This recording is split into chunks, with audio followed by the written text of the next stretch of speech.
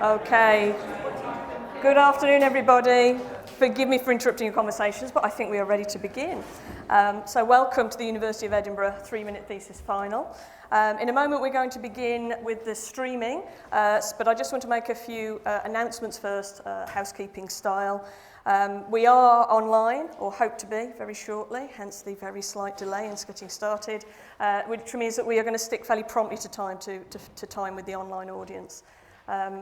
What I would ask is that because we're streaming online, and most of all from respect for our finalists, is that you could take a moment to make sure that any phones are switched to silent. I'm not going to encourage you to turn them off because we're going to talk about tweeting in a minute, but could you just take a moment and check that that's not going to disturb proceedings?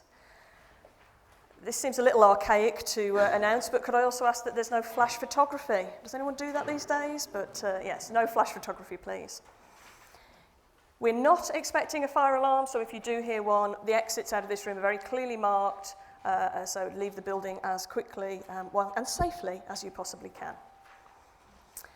Those of you who need a break during the afternoon, please do not leave while any of the speakers are speaking. In between each of the speaker slots, I will be speaking, and you can do what you like then, but the ladies and gents' toilets are just across the atrium. So, I think we're ready to begin. So, hello and good afternoon, and welcome to the 6th University of Edinburgh final. Some of us have been here for many of the 6, and the year comes around very, very quickly. My name is Sarah Shinton, and I head up the research and development team here in the university within the Institute for Academic Development. I am heading up a team that have worked incredibly hard to bring this competition to you this afternoon, and also drawn on the support of colleagues from across the institution. Before we begin, there's a few official welcomes. First of all, a welcome to all the audience who are joining us in the Informatics Forum here today. Thank you for coming from across the university. Thank you for coming into this room on what is a gorgeous sunny afternoon in Edinburgh. For the live streaming audience, clearly we always have lovely sunny afternoons in Edinburgh, but it's particularly grateful for your presence. A particular welcome to those of you who are watching us online. We are live streaming the event today via the university website. I would like to welcome our judges, who I'll introduce individually in a moment. And most of all, I would like to welcome and thank our finalists. You'll meet them all shortly, you'll hear from them all shortly, but a big welcome and a big thank you to you all. Before I introduce them to you, I just want to explain a little bit about the history of the competition and why we're here. So this is genuinely a global event. 3-Minute Thesis began in Australia in 2008 with 160 students from across that institution competing. This was met with such enthusiasm as a concept that in 2010 it became a national competition, then international across Australia and New Zealand, and the idea of a multinational final began to develop. 2011 and 2012 it spread across the university, and we're now in a position where hundreds of universities worldwide participate, and the University of Edinburgh is one of them. As you can imagine, as a global university with a real pride in our researchers and particularly our research students, we were very keen to enter the 3-Minute Thesis gang. We know that the skills that our participants need to progress in this competition are really important ones to have as researchers, and we also recognise that this is a fantastic opportunity for them to platform themselves and their work, but also some of the really fascinating and important research that we do here at the university.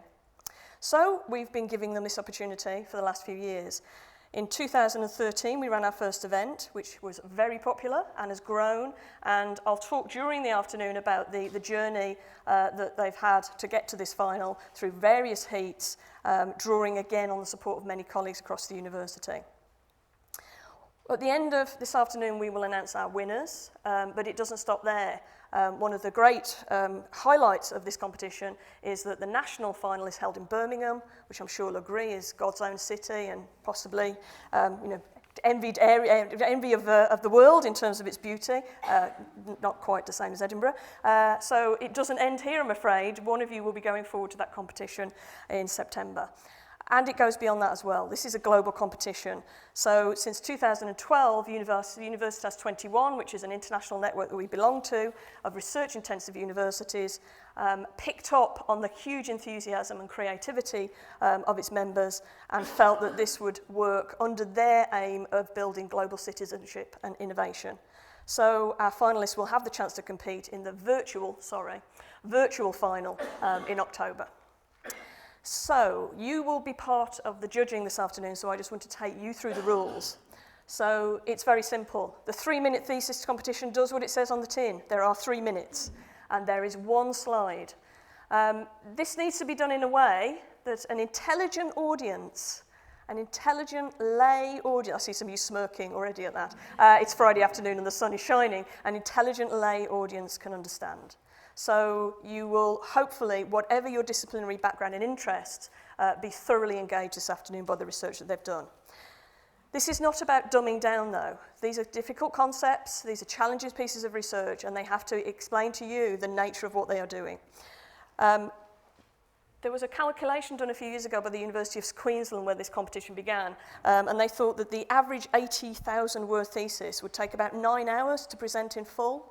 That's the scale of the challenge that we're presenting here. They have to give you in 3 minutes a genuine sense of what they've done in their PhD. So rather than getting 9 hours, they have 3 minutes to consolidate these ideas and crystallize their research so that you get a meaningful and impactful message.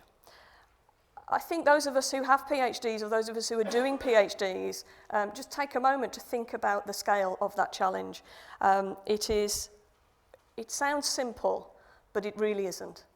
And so as you'll see, you're going to learn a lot this afternoon. The task itself is not simple. The other criteria with a 3-minute thesis is that we are very strict on time. So you will see the clock counting down as they are speaking in a slightly intimidating way. They will be warned as the end approaches.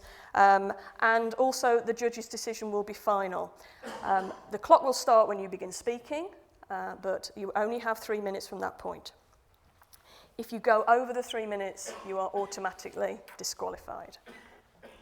So a little more on the judges, and the rules. The PowerPoint slide cannot contain any animation, and the slide needs to be presented from the beginning.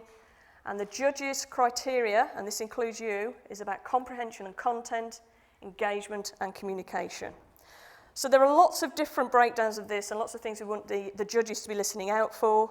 About presenting the background, the significance of the research being done, making sure that the impact and the results are clearly presented, making sure there's a logical sequence throughout, which again, with just one image, one slide behind you, that has to tell it, often quite a complex story. Whether or not the thesis topic is communicated to you as our non-specialist audience, and making sure that the pacing of the presentation is appropriate, that each element of it is covered in sufficient depth. Also, in terms of the engagement, we want you to be excited and interested this afternoon. We want you to finish wanting to know more. So when our speakers finish, are you going to be frantically Googling to find out a little bit more about the research they're doing? Are they careful not to trivialize what they're doing? You can be entertaining without dumbing down. And is their enthusiasm apparent? And I think, again, this is quite a daunting moment. So the enthusiasm that the finalists traditionally convey is particularly impressive. Also, we would like to ensure that the speakers have the right sort of presence. So just be looking to see whether as a speaker they are engaging you, meeting your eyes, engaging with different parts of the audience, and that the slide that will be up on screen is concise. So, sorry, that's the slightly lengthy dull bit, but I need you to understand this because you're the judges too. So why is this so important?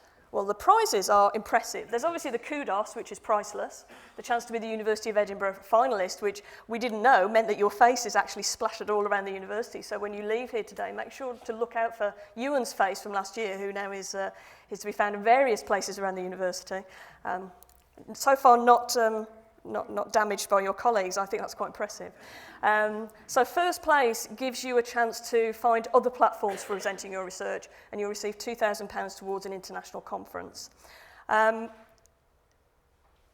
entry to the UK competition, to be able to finish your PhD saying that you're a national or an international standing for your presentation of research is a great thing to add. For the runner-up, there is a £400 voucher, and the People's Choice, which is down to you guys, is an iPad mini. So these are not really why they do it. Really, they do it possibly for fame and glory. I don't know, fame and glory? No.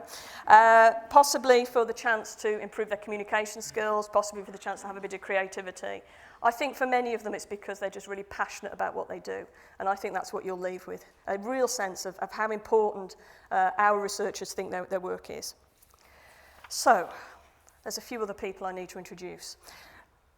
The judges I will come to in a moment. I'm just going to give you a few instructions. On the way in, you should have picked up a voting slip. So you should have that in front of you now.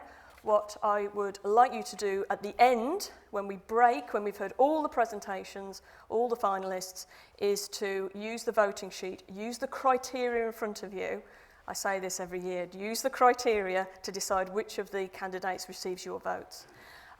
You hand this in to the audience, and if I could just encourage you to genuinely go for the person. It's not a popularity competition, it's a communication skills competition. So just a word to sort of say, who were you most impressed with this afternoon? You'll also notice on many of the slides there's the 3-minute thesis for this afternoon hashtag, so if any of you are tweeting, it'd be great if you could mention that. Last year I think we were top of Edinburgh University trending. I think we even hit the Edinburgh City trending. I hate to tell you, but it's Bring Your Dog to Work Day today, so I don't know that we're going to beat that, but if you've brought your dog to the 3-minute thesis competition, maybe it'll hit the middle of that Venn diagram. So, the judges. I'm really, really pleased to have some great judges with us today. There has been a very small glitch with one of our judges, so we may have a special guest star appearing at one moment. He's currently somewhere between here and Bristol. We think he's at the airport now. Oh, he's at Haymarket, right. So I will introduce the judges who are here, and I may later on introduce another judge to you who has spent about 7 hours this morning on the tarmac at Bristol Airport trying to get here. So, who are our judges? First up, my colleague Fiona, who is the head of doctoral education here and deputy head of research and development. Fiona oversees the programme for our PhD students, which I'll be talking to you about a little bit later, and she works alongside me to head up the research and development team and bring you the opportunities that we hope will help you reach your potential as researchers. Her background is academic and in political science and law. We are joined at very short notice and with huge gratitude by Professor Yanni Brouwer, who is from the Catholic University of Chile. Yanni's been visiting us this week and seeing all sorts of things going on at the University of Edinburgh, and she's been given lots of free lunches, and now she pays back. So Yanni is one of our colleagues from the University of, as I say, from the University of Chile, and she works with us and has been part of the Universitas 21 group, and that's where the connection formed. So I'm happy to say that Yanni's an experienced 3-minute thesis judge, and we're incredibly grateful for her to stand in at short notice. Also here is Owen, who was our winner last year, and as I say, you may recognise him from the posters around the university. So Owen is a chemist. He did his MChem at the University of Chemistry, and then was awarded a Principal's Career Development Scholarship to pursue his PhD studies, which were completed quite recently, and he's now fully fledged. He and I will be talking shortly about the impact that the competition's had on him in the year since he won. His research, well, we'll talk about that later. I think I hesitate to explain his research when he won the competition last year. And our final judge is Professor Leslie Macara, who is the chair of Penology, and she's the assistant principal for community relations, and she's also recently been appointed as the director of the Edinburgh Futures Institute. So she has a real passion for engagement with communities and the public. She provides the academic leadership for social responsibility, and again is a real leader within the university on community engagement and experiential learning. So thank you, judges. We shall come to you shortly. I do not envy you. And we shall kick off shortly. But before we do that, we just want to take a moment to see the year as it has gone. So, Ewan, could I invite you up to the front? And we're going to have a quick chat about what happened since. So, last year, traditionally, the 3-minute thesis winner gives their presentation, an enhanced house presentation. And a couple of years ago, I said, well, I could always just interview them. And since then, not one of them has done a presentation. They all stand here and let me do the work. So, Ewan.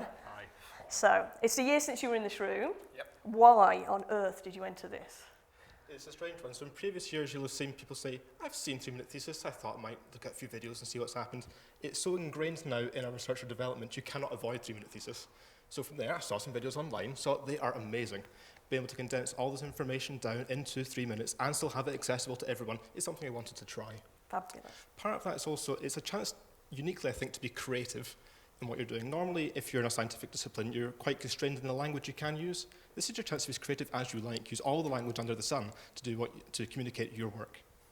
Yeah, on that note, what was your talk called? We are golden. Yeah. So would you like to say a little bit about your research? Okay, so the idea is that metals are important, but no one really thinks where they come from. So my research is finding more efficient and greener ways of recovering the metals we need for our daily lives, is the simplest way of putting it into a single sentence. Thank you. So, having demonstrated some of the skills you got from taking part in the competition, what else did you get from it?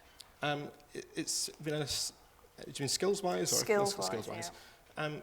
So, regardless of how far you want to go in this competition, everyone should take part. If anything, learning how to condense everything down into a tangible format is an amazing skill. Even if you then don't want to stand in front of everyone and say it, that's still a transferable skill that you can take anywhere you go. On top of that, then you then have to learn to stand somewhere and speak to everyone, and that's useful in itself. Fabulous. And what happened after you won? What happened when you left the room last year? It's been a strangely intense year. And it's hard to believe it's only been a year. So many great things have happened since then. So entered into the UK competition, became the People's Choice at that competition. Universitas 21 was the international runner-up in that competition. Make sure you're Googleable is my advice here. People will find you. So since spoken at TEDx, University of Edinburgh, spoken at the Senate at the University of Edinburgh, Planetary Health Alliance, the Royal Institution was amazing. So many great things will happen to you from this year. Even if you don't go on to win it, make sure you're Googleable and people will find you. Excellent, good choice there. So I think there's quite a lot of highlights in there. Is there one in particular you'd like to tell us a bit more about? It's this one. Being here now to hand everything back over. Congratulate you guys for being here, right? It's take a step back and realize what you have accomplished already by being here. You've done the hard work already, okay? Stand here and enjoy what's about to happen. This is your platform, your chance to communicate your projects. It's also a chance for me to thank everyone that's got me here so far as well. So thank you to the ID, thank you to yourself, thank you to Louise for all the support over the last year and to getting to that point as well. Thank you. Fantastic. So we have our finalists in front of us. Any little bits of advice for them? As I say, enjoy this moment. You've already done the hard work. Breathe, relax. It's easy enough to say that now. Yeah. But yeah, this is a unique platform where everyone's on equal footing. There's no niche subjects here. Everyone is equal. Everyone can communicate creatively and effectively here. Make the most of it. And finally, to next year's finalists, any words of encouragement for anyone who might be thinking about doing it? As I say, no matter how far you want to go in this, you don't have to use the 3 Minute Thesis competition as an opportunity to stand and talk to people. The skills you learn along the way are still as important. Yeah, so even if you don't want to be here standing in front of a live audience, make the most of the 3 Minute Thesis competition. Brilliant. Ewan, thank you. And thank you for coming back this year. Thank you very much for having me. Lovely. Thank you.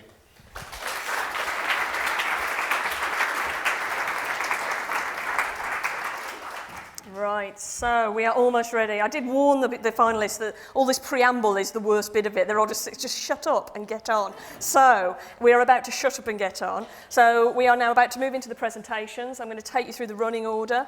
Once our finalists have finished, we will then have a short refreshment break. That is when you need to complete your votes for the People's Choice.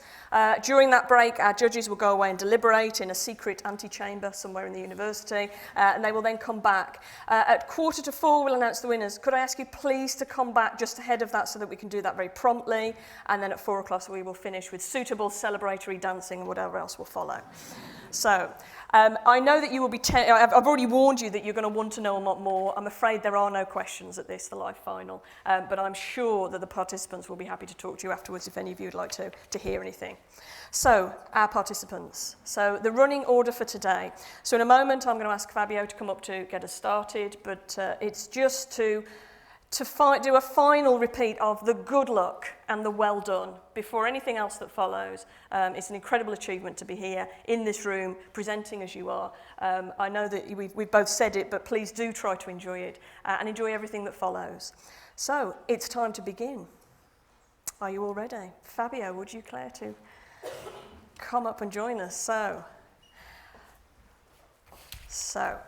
Fabio, is our first contestant. As his name suggests, he's from Italy originally, so from Rome, and he's from our School of Social and Political Sciences.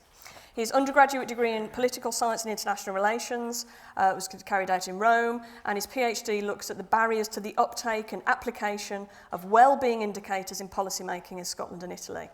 He's also a postgraduate research student representative and recently ended up in the national news by publicly arguing with the former Italian Prime Minister, so I'm going to behave myself.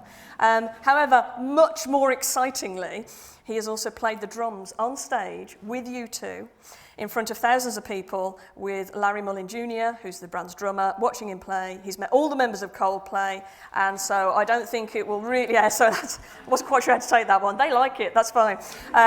So his three main passions in life are politics, music, and playing the drums. Fabio's presentation is entitled To GDP or Not to GDP, and when you're ready, Fabio, please begin. Everyone, imagine that you die right now. I'll be sad, your family and friends will be sad, of course, but there is someone instead who will be happy. And that someone is GDP. Wait, I'll stop you there, because I know what you're thinking, but no, it's not the Great Depression of PhD students, no. Rather, GDP stands for Gross Domestic Product, or in other words, it is the amount of goods and services, the product, that have been produced within national borders, domestic, nothing deducted, gross. GDP has long been used as a measure of well-being, but what is good for the economy need not necessarily be good for society as well. You might not be happy to die, of course, but in theory, that makes GDP increase, because you will need to pay for, well, not you, because you'll be dead, but your parents will need to pay for the coffee and the flowers and so on. Similarly, on Amazon, Hamlet and a ream of paper have exactly the same price. Now, if no one were printing Shakespeare's plays anymore, but only reams of paper, there would be a huge loss for society, even though GDP would remain the same. For this and other reasons, hundreds of alternative or complementary measures to GDP have been developed, focusing especially on well-being. Yet the vast majority of them has now died out, and their impact on policymaking has been very limited. Why? Well, what you just heard is my research question. Or to be more precise, what factors inhibit the uptake and the application of well-being indicators? But being more specific, you might be thinking, what countries are you going to look at and what are you actually going to do? First question. I will focus on Scotland and Italy, two among the most active countries internationally in the development of well-being indicators, the application of which, however, has often proved hard. Second question, how? I will interview statisticians who will tell me why it's hard for them to promote the well-being indicators that they develop. Journalists will tell me instead why it's hard for them to talk about well-being, and policymakers why it's hard to dislodge GDP from their toolkit. Will all this have any impact at all? Yes, it will, because we need to change the way we look at things and the things we look at, if we want to promote our quality of life without compromising that of future generations, that is you and your future children. Now, before I conclude, let me ask a question. How many of you here have read or watched Hamlet? Raise your hands. Great. You will all remember Danny's famous monologue, isn't it? How did it go again? Oh, yeah. To GDP or not to GDP? That is the question. Thank you.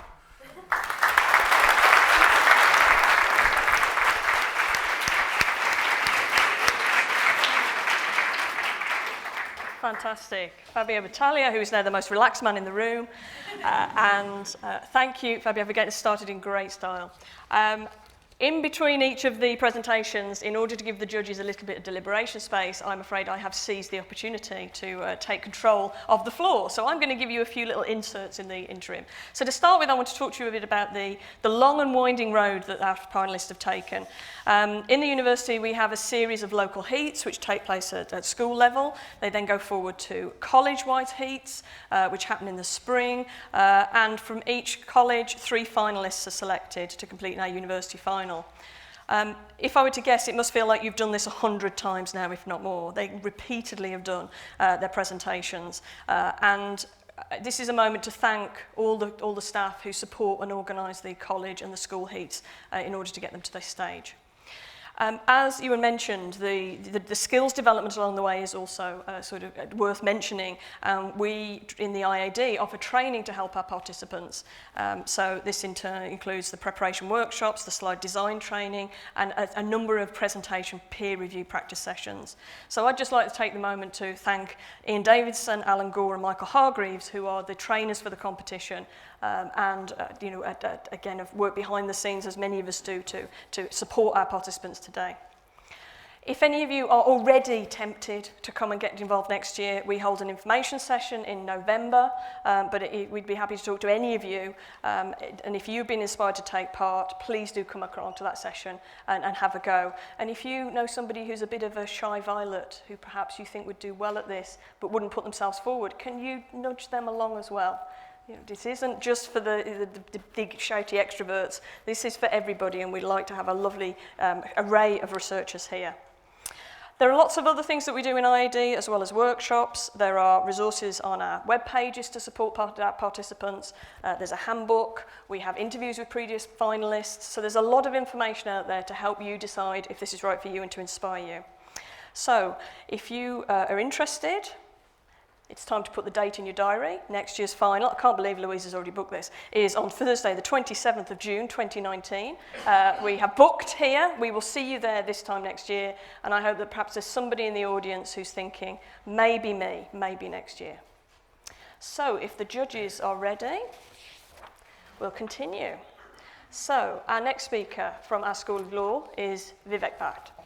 So Vivek is a second-year PhD student doing multidisciplinary research drawing on international law, international relations, and political theory, considering the way in which the UN attempts to prevent violent extremism by enforcing international human rights law and addressing violations. Originally from Australia, Vivek completed his undergraduate degree in politics and international relations at the University of Sydney. Another musician. He is a pianist, amateur photographer, and foreign language film enthusiast. But don't ask him to sing along, because he has an irrational fear of karaoke bars and nightclubs. Vivek, when you're ready, we look forward to enjoying your presentation on freedom as counter-terrorism.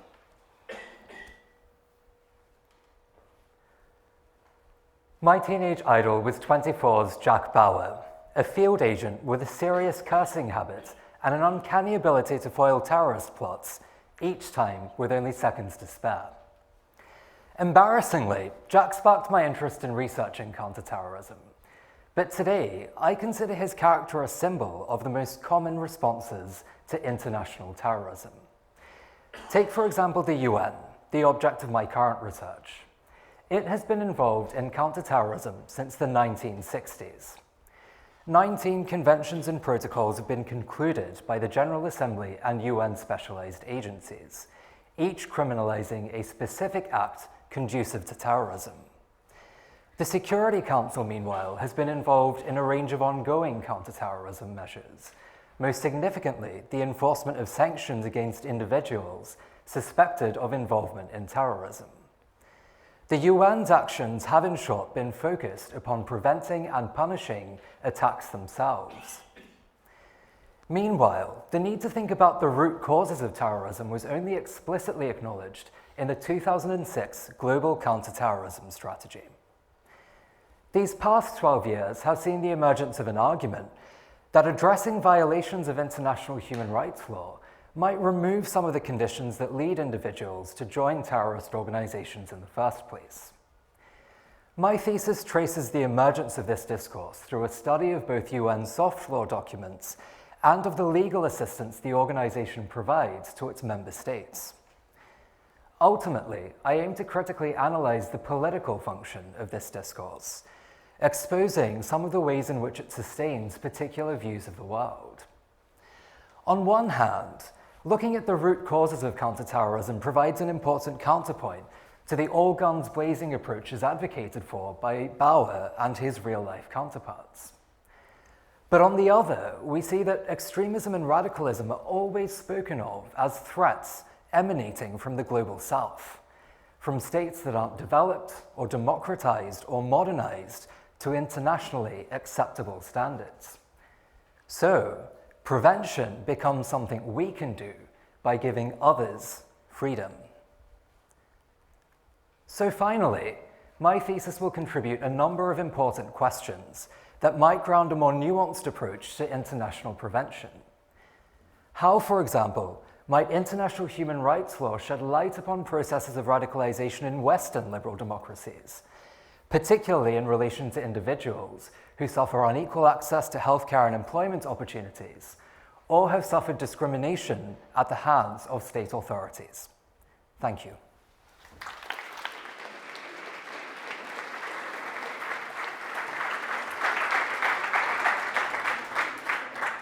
Thank you, Vivek. I think there was a little murmur as the countdown was continuing there, so very nicely done, yes. I told you they practice an awful lot to get right down to the wire. So, thank you. Another slightly more relaxed person at the front of the room. And while the judges, we have been joined by our special guest judge. Thank you, Jeremy. Lovely to see you. I shall introduce you later. So, whilst the judges are taking a moment, could I encourage you to take a moment to tweet?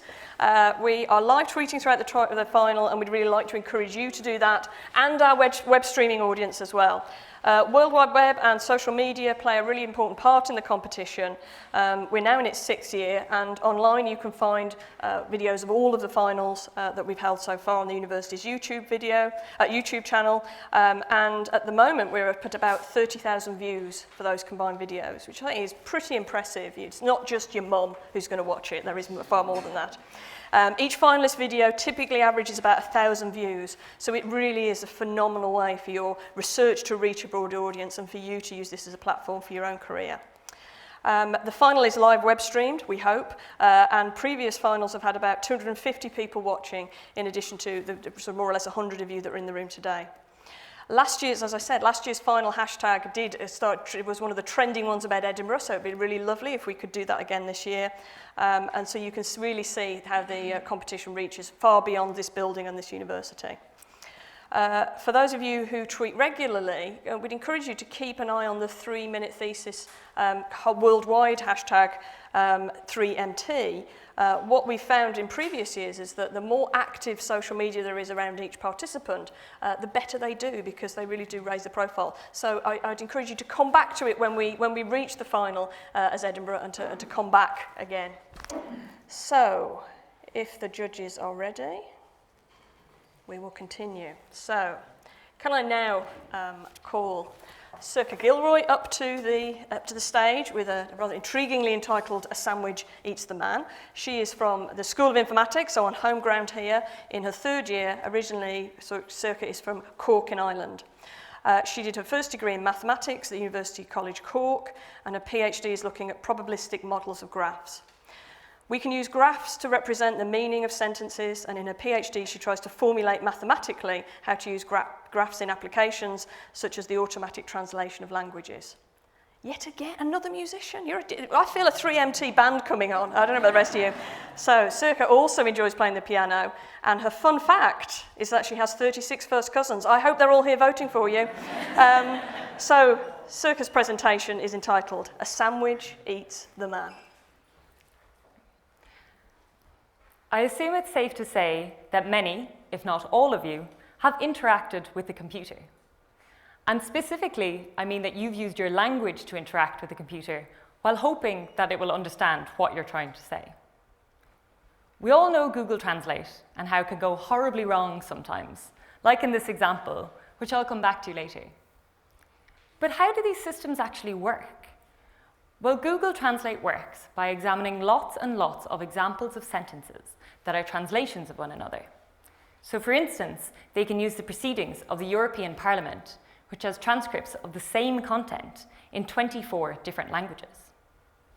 These examples are then fed into what's called a machine learning algorithm, which learns which words and phrases are translations of one another. Then, when you give the system a new input sentence, it uses the information it got from reading all of the previous examples to generate an output for you. However, this doesn't always work, as I'm sure many of you can attest to. For example, we could start with the sentence, "The man eats a sandwich," which we want to translate into Irish. The system could get this wrong and generate the sentence, "Ihin ceapra an fear," which means "a sandwich eats the man." That's because most of these systems simply learn which words frequently appear in the same sentences, but they don't take the relationships between those words directly into account. My work looks at how we could possibly incorporate some kind of linguistic structure into these systems. So for instance, we could add a connection here between man and eats, as it is the man who is eating, and a connection between sandwich and eats, as the sandwich is what is being eaten. Using this additional information, the system then can get the relationship between these words the correct way around in the output, generating the sentence, Ihin an fear ceapra. The idea behind this area of research is that if we use this extra structured information on our input, then we might be able to generate better quality translations. In my PhD, I look at the theoretical mathematical models that are needed to describe this kind of complex transformation from a sentence with extra connections on it to an output sentence in a different language. Specifically, I look at theoretical models that have desirable properties for doing something like this in practice. So I look at models that can produce an output quickly so that we can generate an output in a reasonable amount of time for the user. This is a really exciting and fast-moving area to be working in, and it's particularly amazing being able to see language technologies becoming more and more part of our everyday lives. Thank you.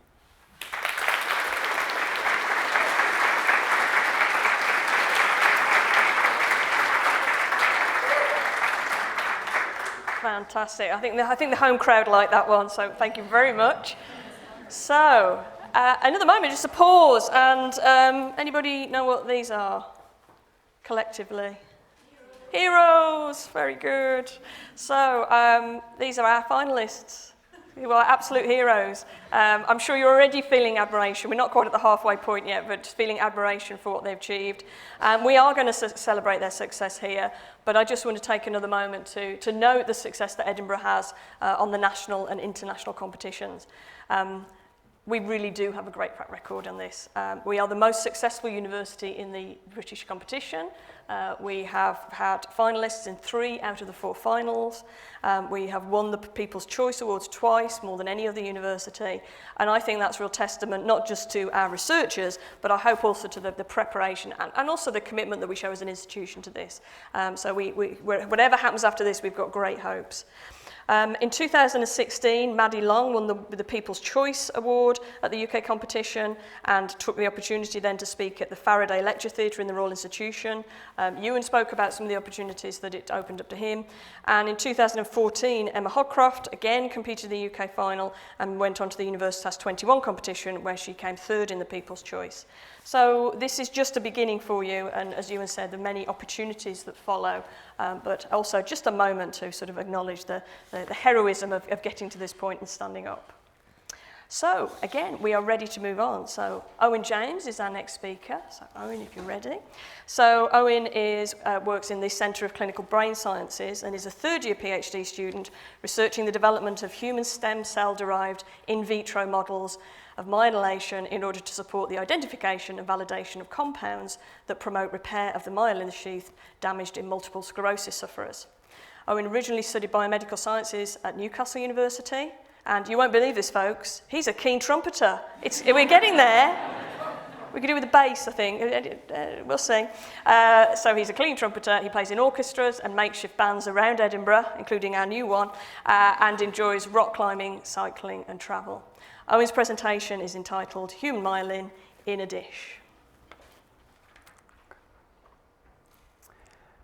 Now, I don't mean to brag, but the internet connection in my place is pretty good. Within a flash, I'm downloading another nature paper.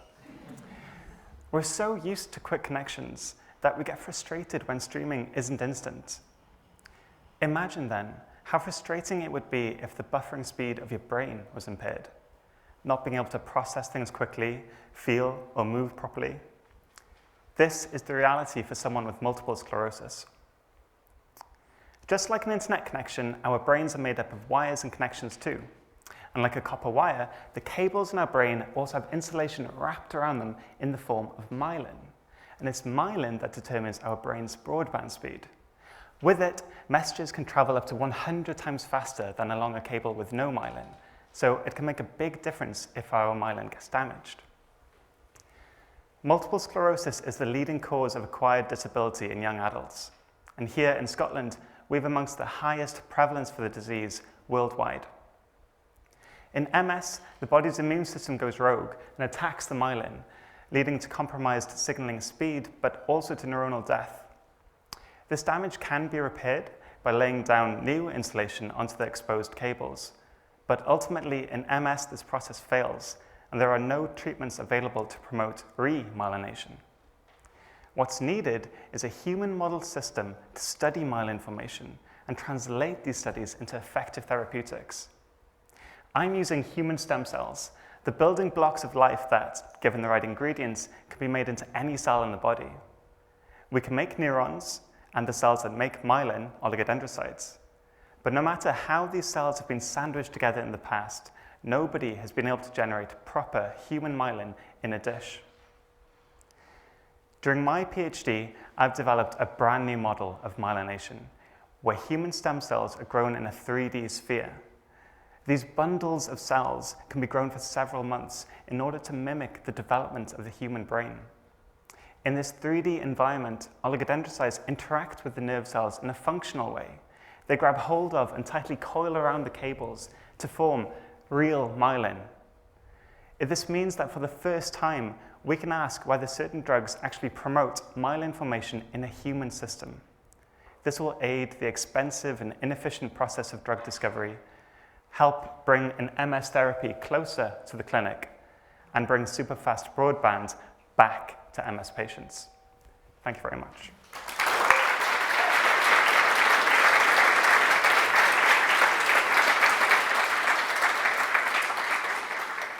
Great, thank you very much, Owen.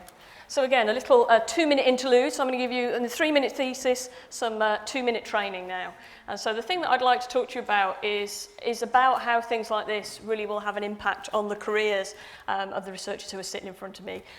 So my background is similar to Ewan's in that my PhD is in chemistry. So thanks, bioscientists, because I am really struggling with some of the things that are written on these slides. So we got through myelin. We'll see how we go with the rest of it. So when I was a PhD student, there were things like this didn't exist, but I still took opportunities that were around me, and they've had a huge impact on my career ever since. And it's just to encourage all of you to try things and do things. My career developed from chemistry into education, into careers, and then into research development. And every step was informed by knowing enough about myself and knowing where I was good at things and the things that made me were interested and enabled me to grow, and those decisions were much easier as a result. So what I'd like to encourage those of you who are sitting watching is to think, what could I be doing? So another thing is a topic that I talk a lot about is about luck. And I know that when I listen to Ewan talking, and there's one or two you thinking, God, I spoke at the Royal Institution, lucky guy. He completely made that luck. And the more that you do things like this, the more people will invest in you. So for all of those of you who've got to this point, your schools and your colleges will have noticed, and they will have seen that you're somebody that they may invest further in with opportunities. So I hope that you're going to be lucky today, but I hope that you're going to be lucky from this point on. Right, judges are ready again, so we shall move on again with Phoebe. So Phoebe Kirkwood is going to talk to us about the secrets of scarless healing. A little bit about Phoebe first. So she's from our Deanery of Clinical Sciences and from Advie in Grantown-on-Spey in the Scottish Highlands. She's currently writing up a thesis. This is a nice relaxing interlude in that. And her research looks at the cellular and molecular mechanisms that contribute to scarless tissue repair in the endometrium. She completed her undergraduate in medical sciences here at Edinburgh, and another big family, 7 artistic siblings, and she is the only scientist, although she hopes she isn't completely talentless. I'm sure you're not completely talentless in the arts department. So here we go. So we may not have a musician, but Phoebe has a lot of hobbies, including tennis, salsa, so you can be the dancer, swimming, cycling, reading, clubbing, but not with Vivek, and cooking, all of which she fits in around her PhD, and she really loves her science. And I'm sure that will come across as she talks to us about the secrets of scarless healing, when you're ready. I'm here to tell you why my uterus has become my greatest teacher. And hopefully in the next few minutes, I can show you why that's not as strange as it may sound. Every year, more than 100 million people suffer from scar formation. You all know what scars look like. They're pieces of fibrous tissue that replace normal tissue after it's been damaged by injury, surgery, or even disease. Most human tissues can't heal properly when they experience such trauma, so scars are formed, but these then impact on the tissue function. Scars therefore represent a major clinical problem for which currently there are no successful treatments. But what if I told you there's one organ that doesn't have such a problem? And if you haven't already guessed, I am talking about the uterus. Once a month, the inner lining of the uterus, known as the endometrium, builds up a new layer of tissue in preparation for a pregnancy. However, if a woman doesn't get pregnant, this tissue is shed and voila, she gets a period. Periods are basically the result of a severe tissue loss, and this inflicts a massive and bloody wound on the tissue. However, the endometrium has this amazing ability to rapidly repair the wound so that only 2 to 3 days later, you would never have known it had even happened. This is an unparalleled healing process, and what's most incredible is that it's completely scarless. Whenever I think about this, my mind is blown, although I'm not entirely surprised at the efficiency of it. The uterus is, after all, female. But the question is, how does it do it? If the uterus is an expert in scarless healing, can she teach us something new to help us tackle scars? In my PhD, I investigate a population of cells known as stem cells, and I want to know, how do these cells contribute to scarless healing? To answer this question, I use genetically modified mice in which stem cells are labeled with fluorescent tags, and this has allowed me to successfully find stem cells in the endometrium. I've also artificially induced periods in these mice and have shown that there are more stem cells present in the tissue during healing. But what are they doing? Well, the fluorescent tags make it very easy for me to trace the stem cells through the tissue as it heals, and what is most exciting is I have shown that they can transform into different types of cells to replace the damaged ones, and thereby help the uterus make a speedy recovery.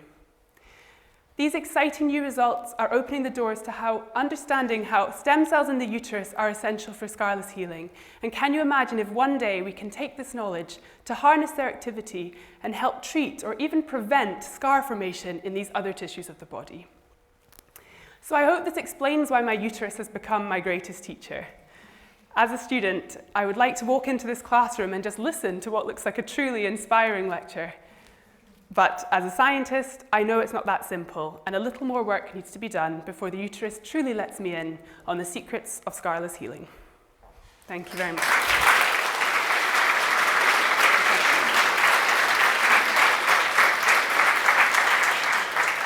Wonderful. Another collective holding of breath in the last few seconds, but really lovely. So thank you. So while I was thinking about what my themes were going to be in this year's sort of interludes, some of you will know, you'll have already been working with me on this, there's a real concern in our university and in lots of universities about researcher well-being at the moment.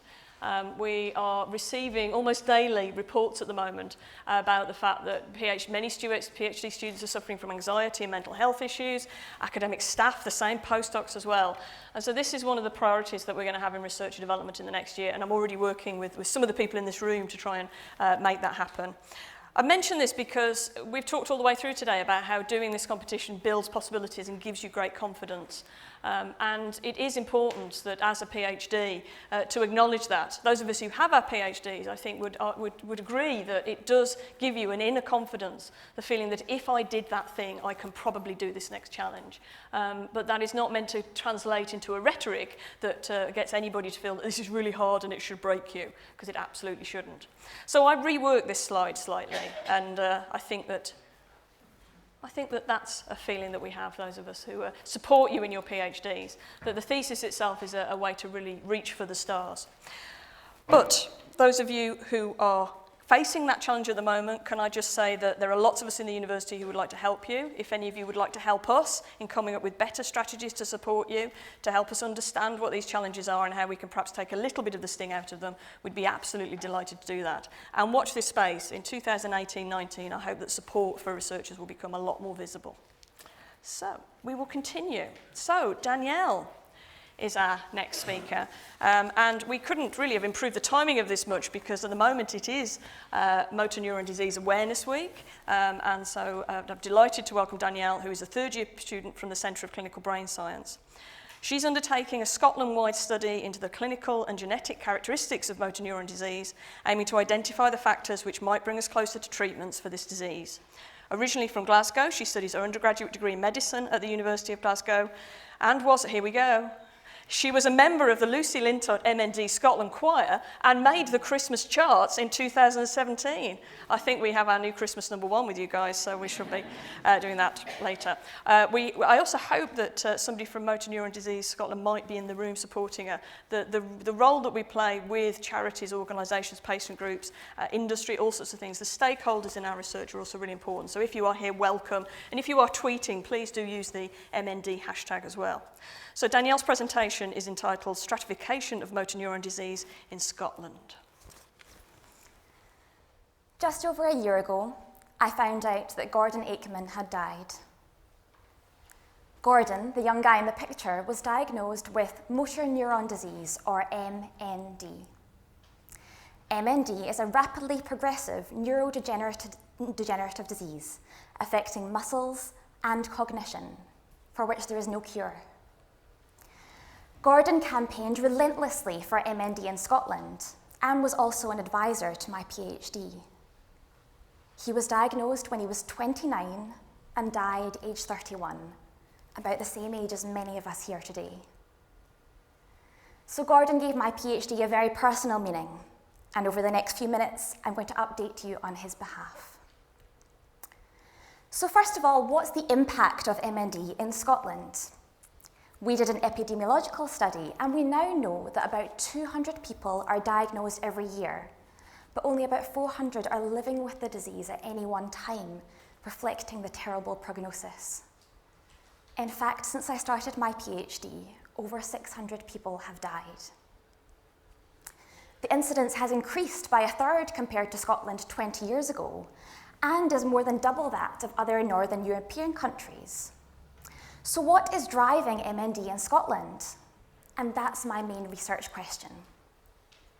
To answer this, we launched Care MND, an electronic platform which records detailed patient information, or phenotype, everything from symptoms to family history to exposure to pesticides, for example.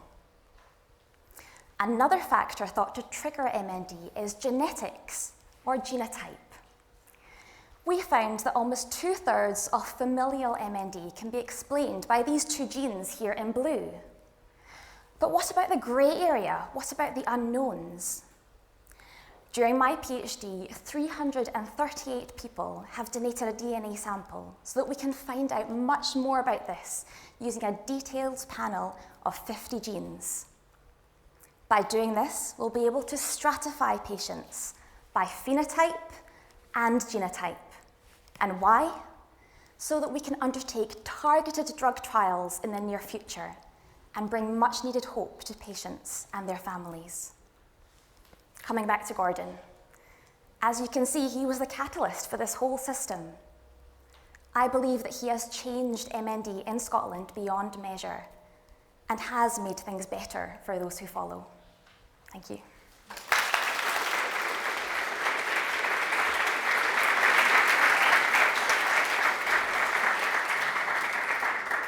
Thank you very much, Danielle.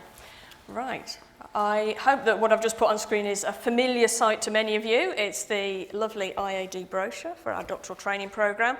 And I hope that you got this year's copy and are waiting with bated breath to get the 2018-19 edition. This is the guide that includes details of all the programmes that we run for PhD students during the year, all the workshops. They're themed by skills area. There's also information in here about public engagement, and we're adding new sections this year on mental health and also on research ethics and integrity. So I hope that it's something that gives you a greater sense of what we do at IAD, and is something that you can draw upon. And as before, if there's anything in there that's missing, please do come and tell us. Every year we introduce new training programmes, new workshops, new strands, and we're always delighted to hear from researchers about what they'd like to see coming up. Also just worth mentioning that we're also one of the university's internal funders. So if there's something you'd like to do that would develop yourself as a researcher and you can get some colleagues involved, please do put in an application to our Action Fund. Right, if the judges are ready, I shall continue. So our next speaker is Katie. So Katie McGowan is in the School of Health in Social Science and is a third-year PhD student whose research aims to determine the incidence and risk factors of cognitive impairment and the association of cognitive impairment with functional outcomes after an intracerebral hemorrhage. Katie is from Edinburgh and has a Bachelor of Nursing degree from Robert Gordon University in Aberdeen. This is cool. When she was 16, she won a place at the Scottish Space School and spent 2 weeks visiting the Space Centre in Houston, Texas. So I'm not sure we can compete with that, but that's pretty impressive there. So alongside her research, she enjoys cooking, is a massive foodie and enjoys travelling, and last year went to Australia and Southeast Asia. So Katie, when you're ready. Thank you. Imagine waking up and not being able to find the words to talk to your family or friends. For many, this is the reality of life after stroke. Every 2 seconds, someone in the world will have a stroke for the first time. That's 90 people by the time I'm finished this talk. Stroke, due to bleeding in the brain, also known as hemorrhage, is the most devastating and least treatable type of stroke. Within 1 month of the hemorrhage, over 40% of patients will have died, and of those that survive, over half will be left dependent on family members or carers as a result of the long-term consequences. One of those consequences might be cognitive impairment. Cognitive impairment is an umbrella term for a range of symptoms which can affect our memory, our thinking abilities, or even our ability to produce or understand speech.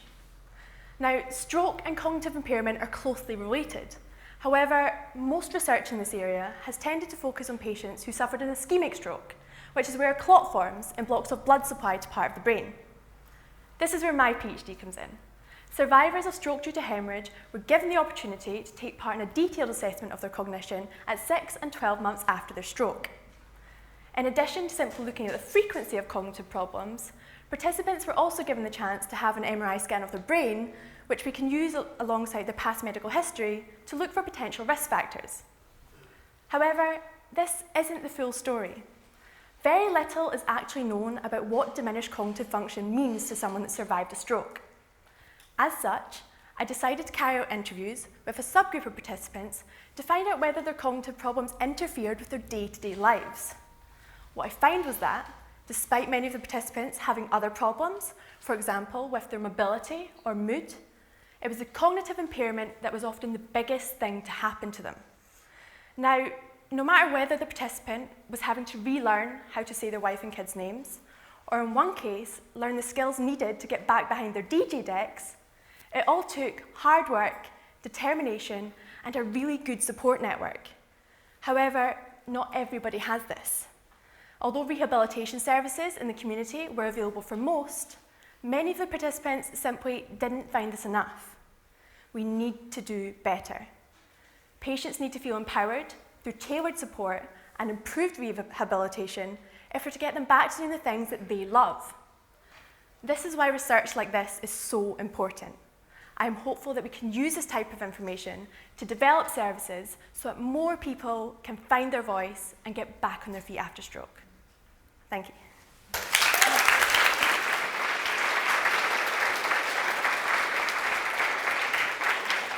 Great. Thank you, Katie.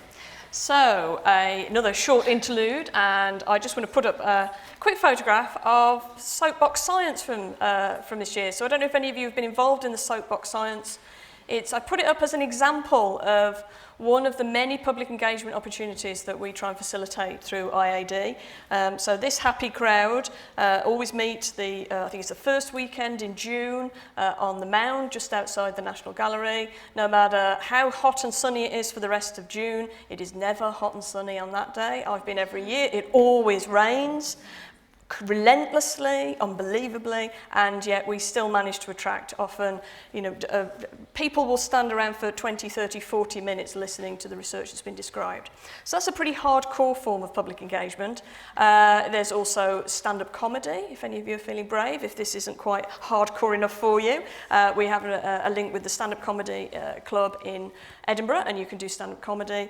And we also, of course, have a regular fixture at the Edinburgh Fringe with our cabaret of dangerous ideas. So if extreme public engagement is your thing, come and talk to us. But for now, I think we'll turn to a slightly less extreme version of public engagement and invite Warwick up to give his talk. So, our penultimate finalist, Warwick Wainwright from the School of Geosciences, is originally from Milton Keynes and studies his undergraduate degree in sustainable rural development at Aberystwyth University. His thesis explores how a range of economic instruments can be used to optimise conservation spending for farm animal and plant genetic resources, using a selection of case studies.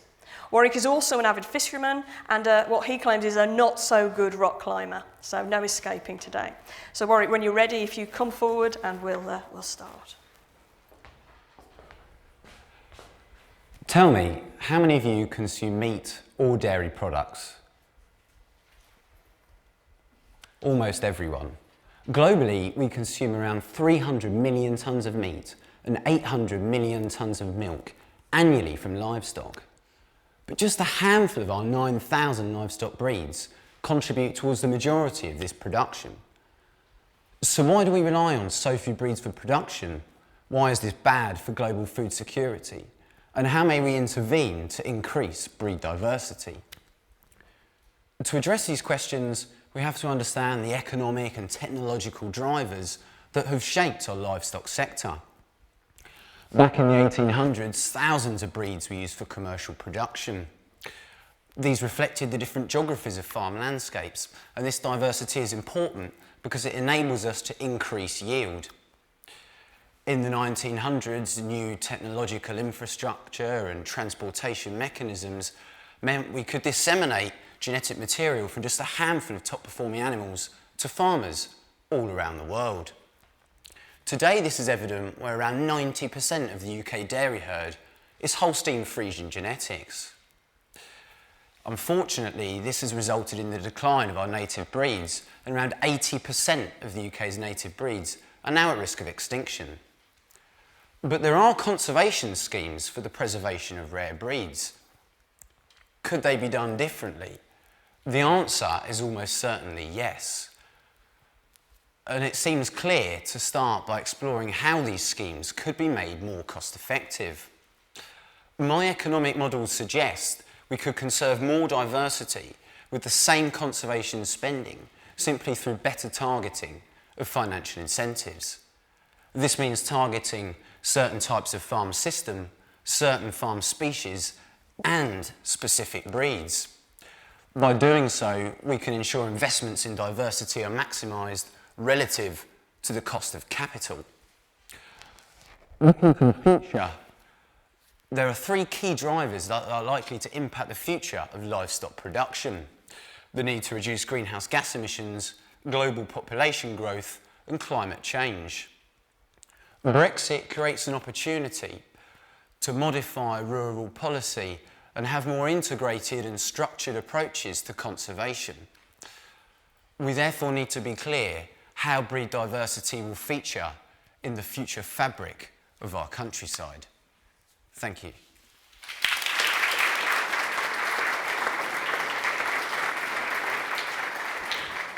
Great, thank you, Warwick. Right, another short interlude, and one of my favourite cartoons on Twitter is Errant Science. So this is the spider in the viver, a character which features from time to time. And I love the idea that extra arms might help you in a viver, but not as much as an extra brain would. So I think some of us would relate to this. And this is just to make the point that the effort that you've all put in to being able to articulate your PhD as a whole really will pay a dividend when viva time comes. It's often one of the opening questions from the examiner is for you to take the lead and give an encapsulated view of all the things that you've done, why you've done it, why it's important. You've now got that ready to go. The skill now goes far beyond the viva. Being able to describe to somebody what you've done, what's been such an important part of your life for so long, will help you in job interviews, it will help you networking in all sorts of occasions.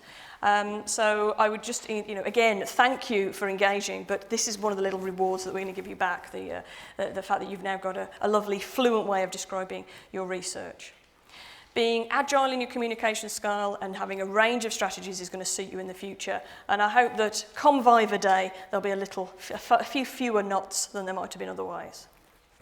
So I think we are ready for our final speaker. So very patiently waiting has been Gavin Woodman from the School of Physics and Astronomy.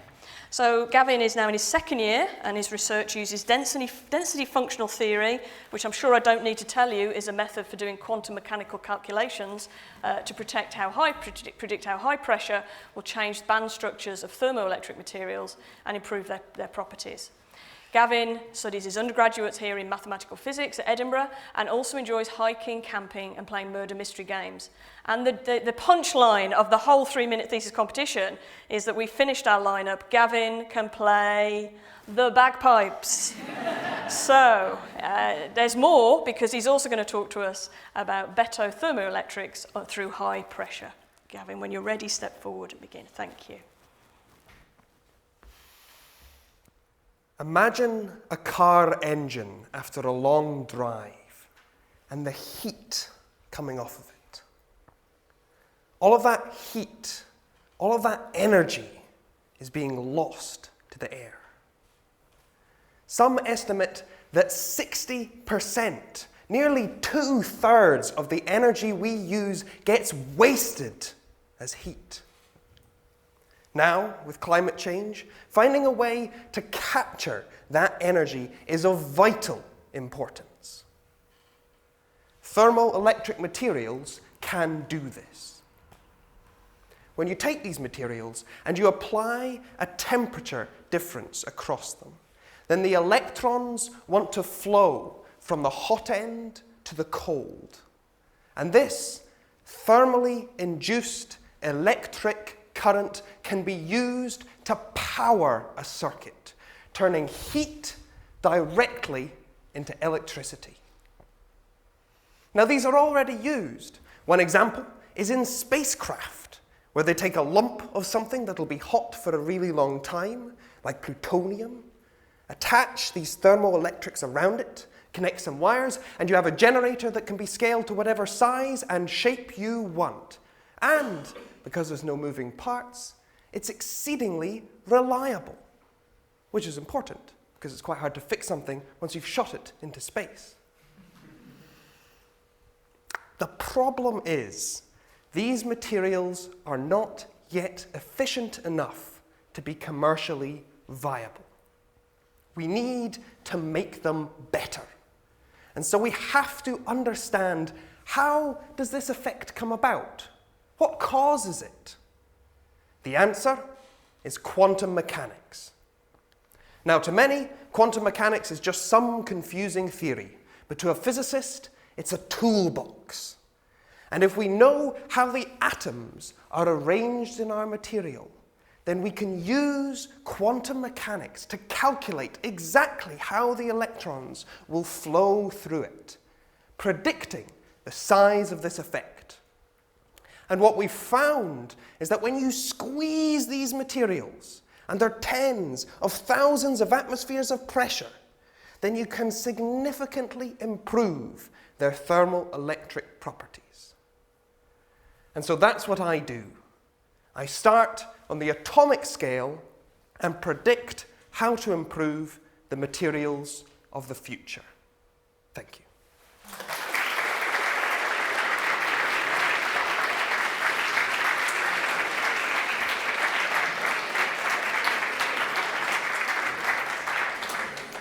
Well, now you've got trickier. You're really tricky. I do not envy any of you, because now is the time for you to ponder, to reflect, to remember what you've seen, and to come to your conclusions about who gets your vote in the People's Choice.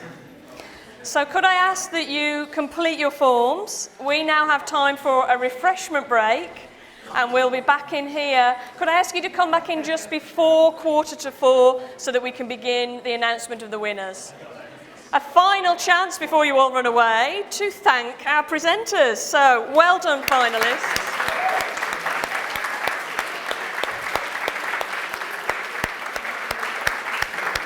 And just a quick reminder, it is here, the People's Choice Award, the little iPad mini in its box. Shouldn't have shown you that, I'm now going to have to hold on to this. If any of you don't have a pen, there are pens at the desk outside, there is a box outside. Please ponder, make your vote, and be back in here just before 3:45. Thank you. Thank you all very much for joining us again so promptly, and the anticipation is growing. We're going to put you out of your misery and into your joy very quickly. So a special thank you to the judges for deliberating. Apparently it was all very civilised, which is great, but don't want to repeat a last year and all the nastiness we don't talk about.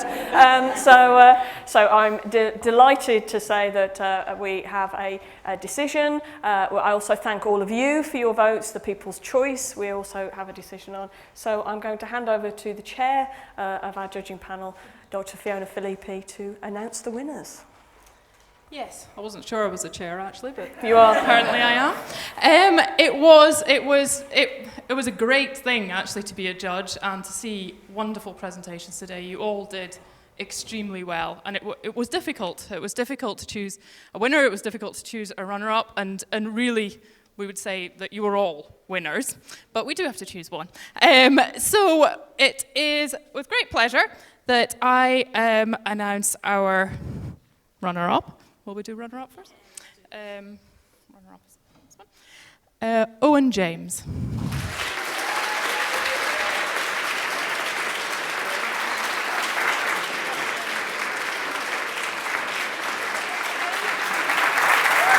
Photos at the end. Wonderful, thank you.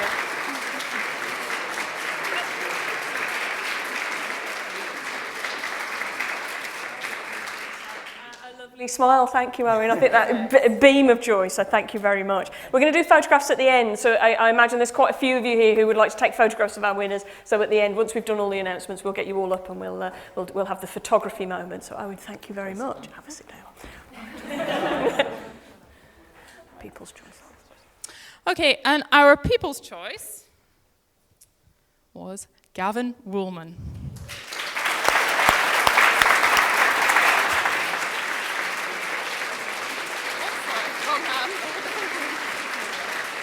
Well done, that's fantastic, thank you.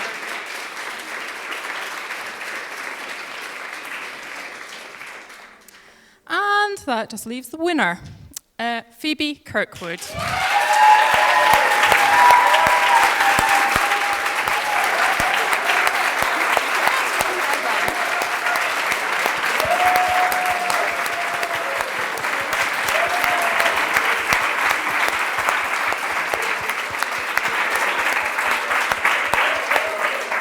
A popular choice there, and tempting as it is to ask Phoebe to say a few words on behalf of her and her uterus, I think that you've all worked very hard. As we said before, to get to this point means you've all won. I hope that you all take Ewan's advice and make sure that you are all visible and findable, because the opportunities will flow your way. A particular congratulations to our three winners, and I'm sure you would like to join me one final time in thanking them all for a fantastic performance this afternoon.